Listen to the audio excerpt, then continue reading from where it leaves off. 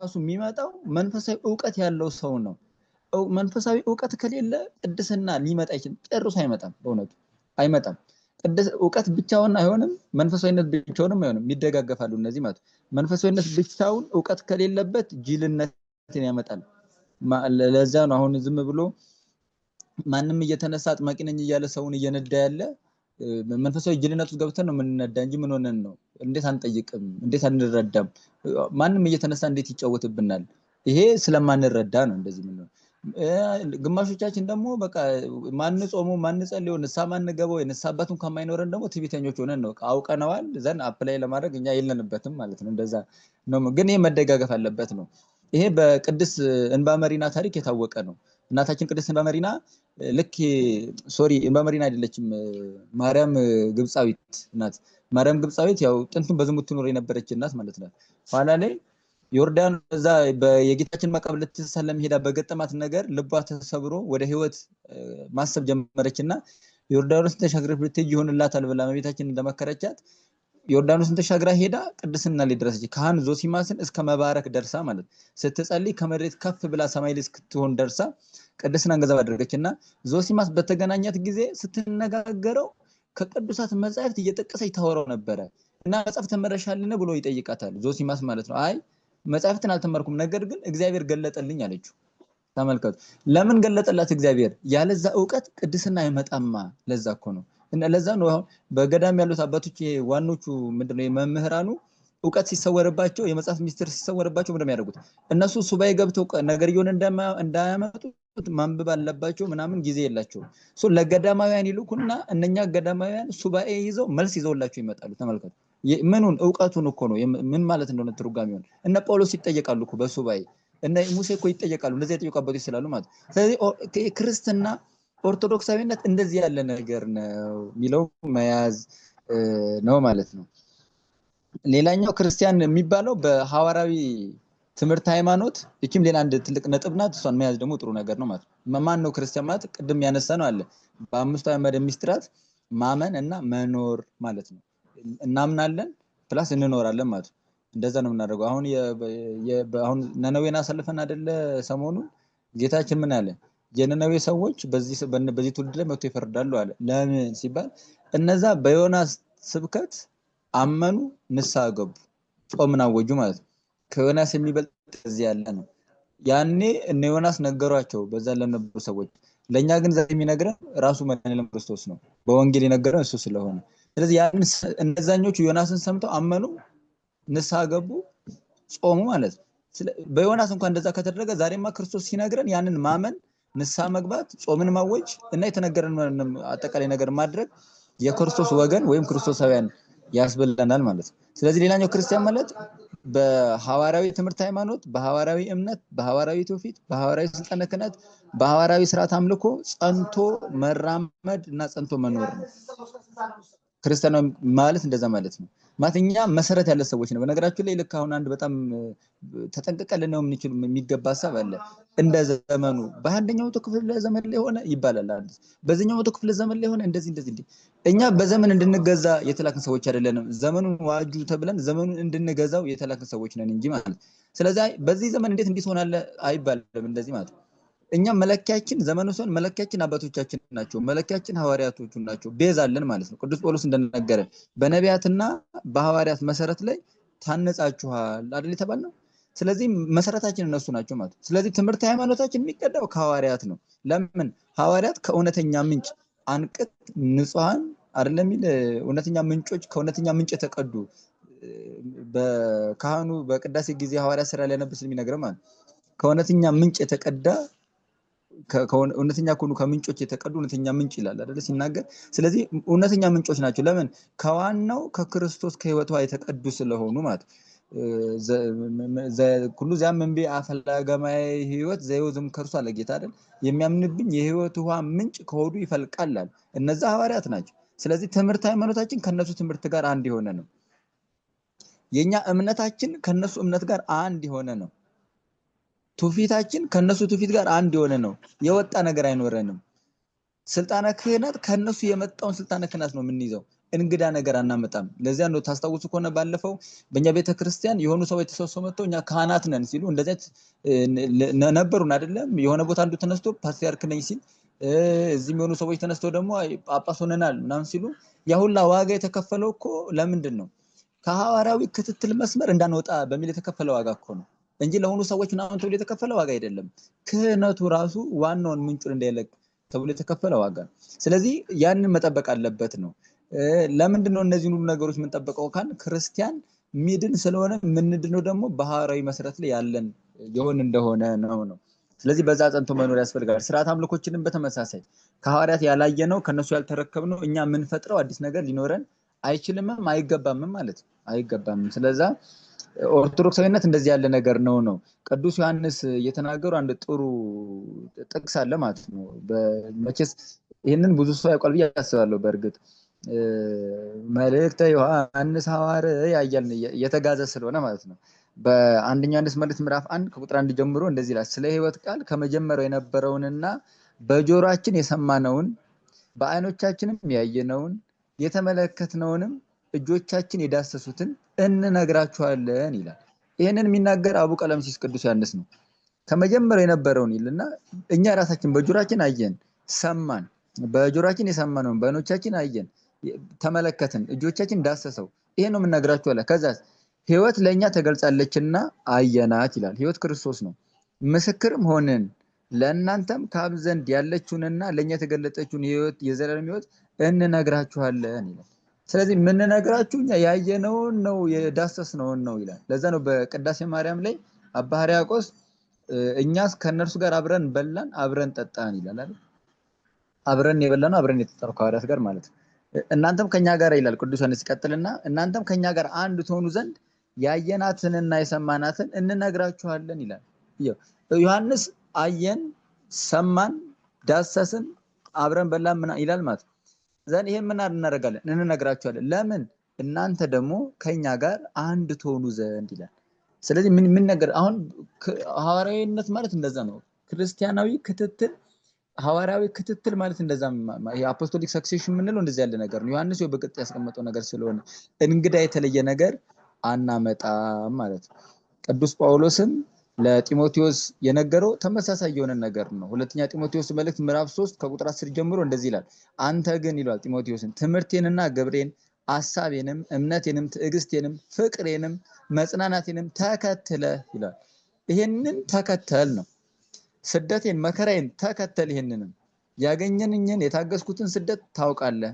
ከሁሉም እግዚአብሔር አዳነኝ። ኢየሱስ ክርስቶስንም በማምለክ ሊኖሩ የሚወዱ ሁሉ ይሰደዳሉ። ነገር ግን ክፉዎች ሰዎችና አተሎች በክፋት ላይ ክፋትን እየጨመሩ ይሄዳሉ፣ ራሳቸውን ይስታሉ፣ ሌላውንም ያስታሉ። አንተ ግን ይላል በተማርህበትና በተረዳበት ጸንተህ ኑር፣ ከማን እንደተማርከው ታውቃለህና ይላል። ስለዚህ አንተ የተማርከው ራሱ ክርስቶስ ተገልጦ ከጠራው ከኔ ከሐዋርያው ከጳውሎስ ስለሆነ ከማን እንደተማርክ ስለምታውቅ በተማርከበት ጸንተህ ኑር ይላል። ለዛ ነው አባቶችን እኛ የምንጠይቀው። ለዛ ነው በዚህ በሆነ ጉዳይ ላይ አባቶችን ነው የምናየው። ቅዱስ መጽሐፍ የሚለን ወደ እነሱ እንድንመለከት ስለሆነ ማለት ነውና ክርስቲያናዊነት ማለት ሐዋርያዊነት ማለት ነው። በእነሱ ትምህርት እንደዚህ ጸንቶ መኖር ማለት ነው። እና ምንድነው የክርስቲያን ዓላማው? የክርስቲያን መሆን ዓላማው ለምን ክርስቲያን ሆን ብለን ብንጠይቅ ክርስቲያን የሆን ነው እኛ በነገራችን ላይ ይሄንን በጣም ማሰብ ጥሩ ነገር ነው። ለምንድነው ለክርስቲያን ሆንኩት ቢለው በትክክሉ ከተረዳን ማንታወክ ሰዎች እንሆናለን ማለት ነው። ይሄን ከምን አመጣ ነው? ራሳቸው አባቶቻችንን እየተመለከትን ኦርቶዶክሳውያንን እያየን ማለት ነው። የተረዳ ነው። ለዛ ነው እነሱንስ ራሱ የምንጠራው ለምንድነው ካል ክርስትና ማለት አሁን እኛ የምንኖረው አይደለም ነው። ምን ማለት ነው? የምንኖረው አይደለም ማለት ህይወቱን ገና አልጀመርነውም ለማለት ነው። የኖሩ ግን አባቶቻችን ስላሉ በእነሱ ውስጥ ነው የምናየው ማለት ነው። በእነሱ ውስጥ እናየዋለን። የሰናፍጭ ቅንጣት እምነት ቢኖራችሁ ይሄን ተራራ ከዚህ ወደ ዚህ ብትሉት ይሆናል ተብሏል አይደል? የምሬ ነገር ይሆናል እውነት ነው ብለን ካሰብን ተክለ ሃይማኖትን ማየት ነው። ዛፏን ጠርተዋት ሲያመጣት ቅዱስ ስምዖን ጫማ ሰፊ ማየት ነው ተራራው ሲያንቀሳቅሰው። ለዛ ነው እነሱን የምናመጣቸው ማለት ነው። ስለዚህ በቃ በትክክል ክርስትናውን ቀምሰው አጣጥመው የተረዱት እነሱ ናቸው። ለዛ እነዛን ማየት ግድ ይለናል ማለት ነው። ጌታ በእርግጥ ቅዱስ መጽሐፍም አራቱ ወንጌላት ተጽፈውልን ሲያበቁ ከአራቱ ወንጌላት ቀጥሎ ሐዋርያት ሥራ አለ። በቃ ይሄንን ትምህርት እንማራለን። አራቱ ወንጌላውያንን ተምረን ካበቃም በኋላ ይሄ የምር መማራችን እውነት ነው ይኖራል አይኖርም ካል ከሐዋርያት ሥራ ሂደት ያለ ይኖሩታል ሐዋርያት። የኖሩትን ደግሞ ቀጥሎ መልእክት አለ መልእክት ጻፉ ተምረው የተማሩትን ኖረው የኖሩትን ጻፉልን ማለት ነው መልእክት እንደዛ ነው የመጣው ከዛ ላይ ደግሞ ራዕየ ዮሐንስ ለመጨረሻ ላይ መንግስተ ሰማያትን ነው ተናግሮ የሚደመደመው አዲስቱን ከተማ አይቶ የክርስቲያኖች ህይወት እዚህ ውስጥ ያለ ነው የኛ ህይወታችን ማለት እንደ መጽሐፍ ቅዱስ ያለ ህይወት ነው ያለ ለማለት ነው ስለዚህ ዓላማችንም ምድራዊ ሳይሆን ሰማያዊ ነው የክርስቲያን ዓላማው ማለት ነው ወይም ክርስቲያን መሆናችን ዓላማው ምድራዊነት አይደለም ሰማያዊነት ነው ጊዜያዊ አይደለም ዘላለማዊ ነው ስጋዊ አይደለም መንፈሳዊ ነው ለሞት አይደለም ለህይወት ነው ጠፊ አይደለም ነዋሪ ነው የግል አይደለም የጋራ ነው ለሐዘን አይደለም ለደስታ ነው ለወከት አይደለም ደግሞ ለሰላም ነው እንደዚህ ያለ ነው ክርስትና ማለት ይሄንን ግን በትክክል አሁን ለሰላም ነው ስንል ምንድነው ሰላም ሰላምን ይሻት ተከተላይ ስለመጻፍ አይደል ምንድነው ሰላም ለደስታ ነው ስትል ምንድነው ደስታ ይሄንን በጣም መረዳት ይፈልጋል ክርስትና ለመረዳት ማለት ደስታ ማለት 30 ደቂቃ እሳት ውስጥ ሆኖ የዘመሩትን መዝሙር ማሰብ ነው እነ ቅዱስ ጊዮርጊስ መከራ ውስጥ ሆኖ የሚያስቡት እንዲና ያንን ማሰብ ነው ደስታ ማለት እንደዛ እንጂ መሳቅ ምናምን እያለቀሱ ደስታ ውስጥ መኖር ይቻል ስለሆነ ማለት የግል አይደለም የጋራ ነው የክርስትና ዓላማው ለዛ እኮ ነው በግል መዳን የሚባል ነገር የለም በጋራ ነው የምንድነው በህብረት ነው የምንድነው ለዛ ወንድሞቻችንን መተው ማንችለው ለዚያ ነው ክርስቶስም መንግስተ ሰማያትን ያስጠበቃት ለጋራ ነው ለግል አይደለም ለዛ ነው ቅዱስ ዳዊት ዋጌን እስክሰጠኝ ድረስ ጻድቃንን ይጠብቃሉ ይላል መዝሙር 142 ላይ ጻድቃን እኔን ይጠብቁኛል ዋጌን እስክሰጠኝ ድረስ ይላል ቅዱስ ጳውሎስም ስለ ቅዱሳን በዘረዘረበት የዕብራውያን መልእክት ምዕራፍ 11 ላይ ያለኛ ፍጹማን እንዳይሆኑ እግዚአብሔር አስቧል ወስኗልና ይላል ያለኛ ፍጹማን እንዳይሆኑ ማለት ስለዚህ መንግስተ ሰማያት አቴታይም ነው የምትሰጠው ለሁሉም በጋራ ነው የምንወርሳት እንጂ በግል የምትወረስ አይደለችም ማለት ስለዚህ የግል አይደለም ክርስትና የጋራ ነው ስለዚህ ምን ኖሮም እንደዛ ነው እና አንዳንድ ሰው በቃ በግል ነው የምኖረው ምናምን እንደዛ የሚባል ነገር የለም እንደዛ የሚባል ነገር የለም የጋራ ነው ክርስትና ማለት ነው ጠፊ አይደለም የታወቀ ነገር ነዋሪ ነው ጠፊ ቢሆን ኖሮ ገና በሁለተኛው መቶ ክፍለ ዘመን ሶስተኛው መቶ ክፍለ ዘመን ላይ ኦሬዲ ጠፍቶ ነበር በዘመነ ሰማዕታቱ እነ ትራጃን ጀምሮ እነ ዲዮቅልጥያኖስ ካሉበት ድረስ የተነሱት ነገስታት ባጠፉት ነበር ግን የሚጠፋ አይደለም ለሞት አይደለም ለህይወት ነው ማለት እንግዲህ እየሞትን እንኳን ህይወትን የምንሰብክበት ማለት ክርስቶስ ሞቱ አይደለ ህይወትን የሰጠን ሞተን ህይወት የምናገኝበት ብቸኛው መንገድ ክርስትና ነው ሌላ ምን ሊሆን ይችላል ለዛ ነው እኮ ምንም ነገር እንኳን ቢመጣ የምንታገሰው እስከ ሞት ድረስ ይሆናል ለምን ሞት ለክርስቲያኖች ህይወት ወደ ሞት ስለሚለወጥ ማለት ትዕግስትንም አባቶቻችን ሲያደንቋት እንደዚህ ነው ያደረጓት ማለት ነው ነገር ትዕግስትን ሲነግሩን አንድ ሰው ገንዘብ አሁን ለምሳሌ የሆነ እውነተኛ ልሁን ካለ አንድ ሰው ምን ሊሆን ይችላል በቃ እውነተኛውን መስራት አይችልም ይላል አይደል አንድ ሰው ገንዘብ ያጣ ይላል እሺ ገንዘብ አጣ እውነተኛ ስለሆነ ሰው ከእውነተኛ መስራት ስለማይፈልግ ማጨርበር መስረቅ ምን ስለሚፈልግ ስለዚህ ገንዘቡን አጣ ማለት ከዛ በኋላስ እንዴት ይሆናል ገንዘቡን ካጣ ደግሞ ወደ መራብ ምናምን ይሄዳል ማለት ነው አንዴ ስራ ላይ ነው አንዴ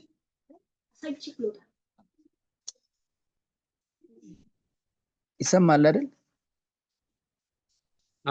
ይሰማል ስለዚህ መጨረሻ ላይ እንደዛ ይሆናል ይራባል ከተራበ በኋላ ደግሞ ያው ይሞታል ማለት ነው ከሞተ በኋላ ግን አይራብም አይጠማም ምን አይልም ስለዚህ እስከዛ ከታገሰ ቢያንስ ከዛ ያልፍም ነው ማለት በመጋዝ ተተርትረዋልና ኢሳይያስ በመጋዝ ተተርትረናል ነው ይላል ያሟላ በጣም ያሟል በጣም ከታገሰው ደግሞ ይሞታል ከሞተ በኋላ ህመሙ አይሰማውም እንደፈለገ ቢያደርጉት ማለት ስለዚህ እንደዚህ ብሎ ነው የተነተነ ለምን ፋይናሊ የሚመጣው ከሞትም በኋላ ምንም በኋላ ህይወት ስለሆነ ማለት ነውና ያንን ማሰብ ነው ክርስቲያናዊ ማለት ማለት ሌላኛው ቀጣይ ሳምንት የምንቀጥላት ርዕስ ቤተክርስቲያን ማናት ምትልናት ይሄኛው ክርስቲያናዊነትና የሚለው ሐሳብ እነዚህ ነጥቦች ነው እዚህም የተቀመጠልን በዚህ ብንቋጮ ጥሩ ነው የሚመስለኝ ይሄንን ግን በጣም መሄድ ያስፈልጋል ማለት ትረዱታላችሁ መቼስ በያስባለውና እያንዳንዱን ነገር ዲቴል እንጋበት አንችልም መስመር ነው የምንፈጥርና ስለዚህ ያንን ማስፋት ከኛ ይጠበቃል ማለት ነውና መጣርም ያስፈልጊ ነገር ነው ይሄ የአባቶቻችንን ህሊና ገንዘብ ለማድረግ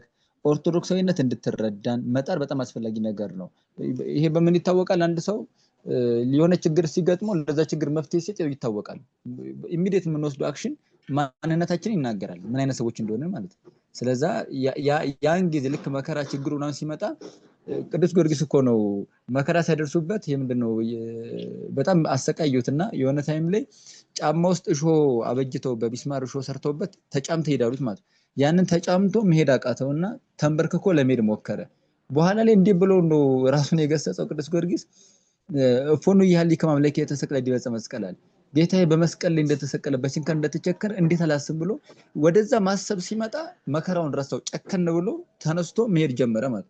ስለዚህ እኛን ከፍ ወዳለ ነገር የምታመጣን ኦርቶዶክሳዊት ህሊና ናት ማለት። ለዛ ነው እየተደጋገመ እግዚአብሔር አምላካችን የሚነግረን ወደ ሰማይ ከፍ ማለትን ነው። አልዓሉ አልባቢክሙ ነው የምንባለው። ልቦናዎቻችሁን ከፍ ከፍ አድርጉ ቅዳሴዎቻችን የሚሉም ማለት ነው። በሰማይ ያሉ ልብክሙ ነው የምንባለው። በቃ ልባችሁ በዛ በሰማይ ይኖር ከፍ ብሎ በኦርቶዶክስ ያስተሳሰብ ማለት ነው። እወ በሰማይ ያሉ ልብነ እኛ የምንለምነው በሰማይ ልባችን በእንተ ስምከ አጽናን የምንለምን ጌታ ሆይ በስም እንድታጸናን ለምን ልባችን በሰማይ እንዲሆን ማለት። በኦሪትም እኮ የሚበላና የማይበላ ምግብ ለይቶ ሲነግረን እግዚአብሔር በጥንቱ ከባህር ውስጥ የሚበሉት ክንፍ ያላቸው ከፍ ከፍ የሚሉት እነሱን ይበላሉ፣ ወደ ውስጥ የሚሰርጉት ደግሞ እንዳይበሉ ነው ሙሴ የከለከለው። ይህንን መምህራን ሲያብራሩት እግዚአብሔር ስለምንበላው ስለማንበላው ስጋዊ ነገር ጨንቆት እኮ አይደለም፣ ግን ከፍ የሚሉትን ተመገብ ማለት ምግብ ትምህርት ስለሆነ ከፍ ካሉት መምህራን ተማር፣ አንተ ህሊናን ከፍ ወደ ማለት አስተምር ለማለት ነው ይሉናል ማለት ነው። እና ክርስቲያን የመሆን ዓላማውም እንደዚህ ያለ ነገር ነው። ይህንን ካሰብን ይህንን ከተረዳን አንጨነቅም ማለት ነው። እና አለመጨነቅ ብቻ ሳይሆን የሆኑ ነገሮችን የምንወስንበት ወይ ደግሞ የምናደርግበት መሰረት ቤዝ ይኖረናል። አንድ ነገር ራይት ኦር ሮንግ ለማለት በቃ ልክ ነው ልክ አይደለም ለማለት ምን ቤዝ ይዘን ነው ልክ ነው ልክ አይደለም የምንለው? ዓላማችንን ካወቅነው ምንነታችንን ካወቅነው ግን እዛ ላይ ሆነን ከዚህ አንፃር ይልክ አይደለም ይልክ ነው እንላለን። ንግግራችን በዛ የተገራ ይሆናል፣ ሀሳባችን በዛ የተገራ ይሆናል፣ ተግባራችን በዛ የተገራ ይሆናል። ሀሳብን፣ ንግግርን፣ ተግባርን ከገራን ደግሞ ክርስቲያኖች እንሆናለን ማለት ነው። እንግዲህ እግዚአብሔር ያንን ለመሆን ያብቃን። በእውነቱ የሚያስቀና ህይወት በአባቶቻችን ስለምናይ ያንን እንድንኖር ማለት ነው። እና ኔክስት ግን ቤተክርስቲያን ማናት የሚለውን ሀሳብ እንጀምራለን። ሀሳብ ጥያቄ ምናምን ካለ ማንሳት ትችላላችሁ ማለት ነው። ሰዓት ይደግናል ብላችሁ እንዳትፈሩ። ምክንያት የሚነሱን ሀሳቦችን ጥያቄዎችን ማን እናብራራቸው እንይዛቸዋለን። ቀጣይ እሱን አብራ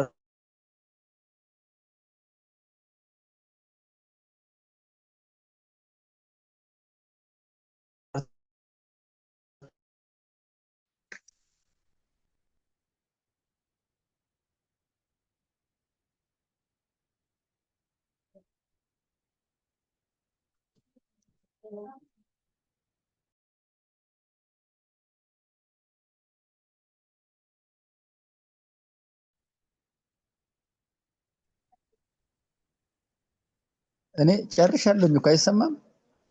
እሺ መምህር ጨርሶ እኮ እሺ፣ እግዚአብሔር ይስጥልን። እሺ